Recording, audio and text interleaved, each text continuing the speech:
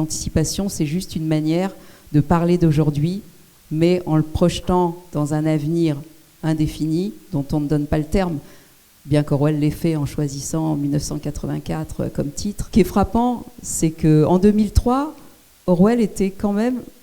Ouais, ça faisait sens, plus qu'en 1984. Mais aujourd'hui, je crois que c'est encore plus frappant à quel point sa vision d'une société totalitaire a été pertinente et il rêvait d'être romancier.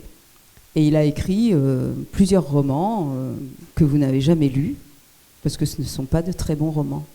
Et s'il n'avait pas écrit 1984, vous n'auriez plus jamais entendu parler de George Orwell.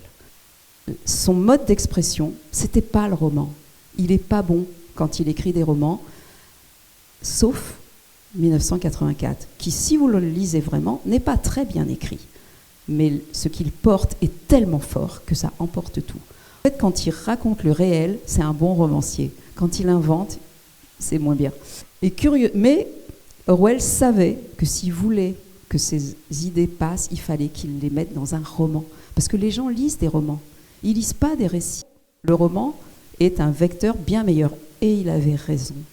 Parce que 1984, c'est un roman absolument incroyable. C'est-à-dire que même s'il est mal écrit, même si formellement il n'est pas parfait, les images qu'il véhicule, les idées qu'il véhicule et le fond du livre sont absolument extraordinaires. Quand vous lisez un essai, l'auteur s'adresse à votre intelligence, à votre cerveau, à vos connaissances.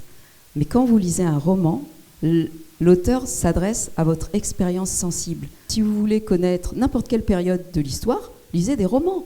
Si vous voulez connaître le 19e siècle, lisez Balzac, lisez Zola. Ne lisez pas, et les historiens qui ont écrit à cette époque-là, plus personne ne lit leurs bouquins. Le roman est vraiment le lieu de l'apprentissage de l'histoire.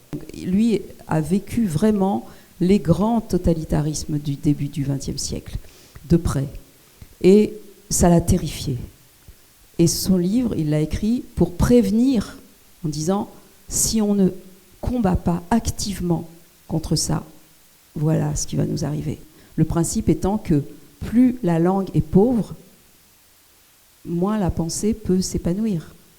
Donc si vous enlevez la langue, les gens arrêteront de penser. Le français est une langue extraordinaire qui nous permet des subtilités infinies. Et il ne faut pas perdre ça. Les lycéens, là, il faut que vous ayez du vocabulaire, beaucoup de vocabulaire.